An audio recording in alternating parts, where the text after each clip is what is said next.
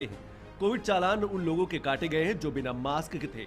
Delhi police के खुद 1700 के करीब पुलिसकर्मी कोरोना से संक्रमित हो गए हैं। उसके बाद भी पुलिस कोरोना के संक्रमण को रोकने के लिए लगातार काम कर रही है। इसके पहले भी दिल्ली पुलिस ने वीकेंड कर्फ्यू यानी कि 8 और 9 जनवरी को पुलिस ने 751 FIR दर्ज की थी, जबकि 3156 कोविड चालान किए थे। इसके अगले दिन यानी कि 10-11 जनवरी की रात में कर्फ्यू के दौरान 170 FIR दर्ज की गई, जबकि 644 कोविड चालान किए। इनमें ज्यादातर मामले बेवजह बाहर घूमने और मास्क न पहनने के थे। पुलिस का कहना है कि कोरोना का संक्रमण काफी खतरनाक है, इसलिए बेहतर है जब तक जरूरी न हो लोग घरों से बाहर न निकले और जब निकले तो कोरोना की गाइडलाइंस का पूरी तरह से पालन करें। नीरज सिंह की रिपोर्ट, DD न्यूज। बुधवार को कुलगाम मुठभेड़ में शहीद होने वाले कांस्टेबल रोहित छिब के पार्थिव शरीर को जम्मू कश्मीर के DGP दिलबाग सिंह और पुलिस के दूसरे वरिष्ठ अधिकारियों ने जम्मू में श्रद्धांजलि दी।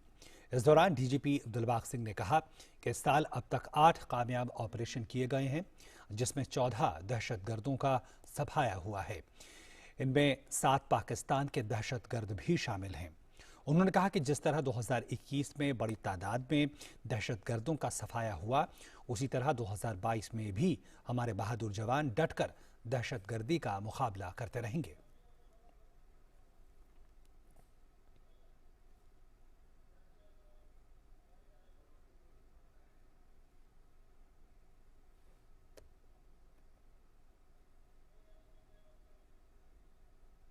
इस साल के अंदर जो नया साल शुरू हुआ है, अभी तक 8 कामयाब ऑपरेशन किए गए हैं, जिसके अंदर 14 दहशतगर्दों का सफाया हुआ है।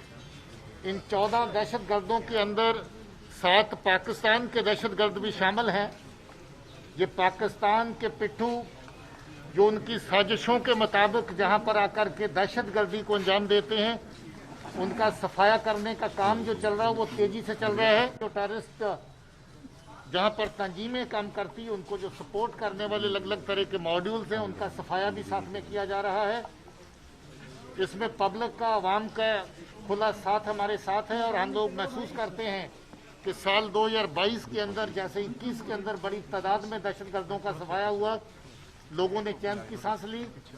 हमारे बहादुर जवान, हमारी फोर्स डट करके इस दहशतगर्दी का मुकाबला करती रहेगी। उत्तर प्रदेश के उप मुख्यमंत्री केशव प्रसाद मौर्य ने कहा है कि केंद्रीय चुनाव समिति की उत्तर प्रदेश को लेकर बैठक संपन्न हुई है।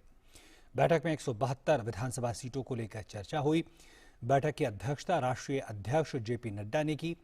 केशव प्रसाद मौर्य ने उम्मीद जताई कि भाजपा चुनाव में 2017 जैसी ही शानदार विजय प्राप्त करेगी। आज की इस बैठक के माध्यम से जो 172 सीटों को लेकर चर्चा हुई, बहुत सार्थक हुई और भारतीय जनता पार्टी शानदार विजय, जैसी विजय हमने 2017 में प्राप्त की थी, उससे भी शानदार विजय हम 2022 में प्राप्त करेंगे। भारत और इंग्लैंड के बीच व्यापारिक रिश्तों की मजबूती पर एक कदम और आगे बढ़ते हुए इंग्लैंड ने भारत के साथ मुक्त व्यापार समझौते पर बातचीत की शुरुआत की।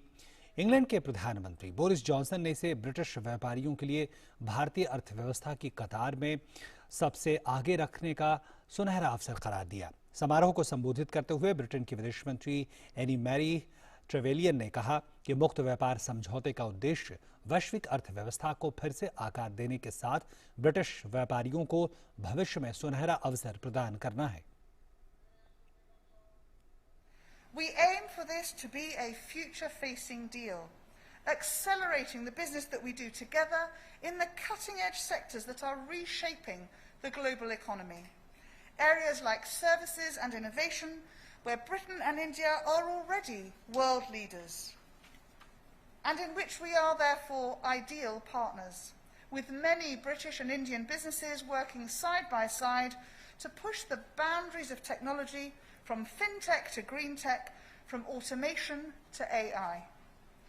Through our commitment to a new and transformational comprehensive strategic partnership and the 2030 roadmap for future UK-India relations, we aim to double trade between our countries by the end of this decade, supporting jobs, businesses and communities in both our countries. वहीं केंद्रीय वाणिज्य मंत्री पीयूष गोयल ने कहा कि मुक्त व्यापार समझौते की शर्तों को अंतिम रूप दे दिया गया है। दोनों देशों द्वारा औपचारिक रूप से इसका समर्थन किया गया है। उन्होंने कहा कि इससे हमें वस्तुओं और सेवाओं में और व्यापार को बढ़ाने में काफी मदद मिलेगी।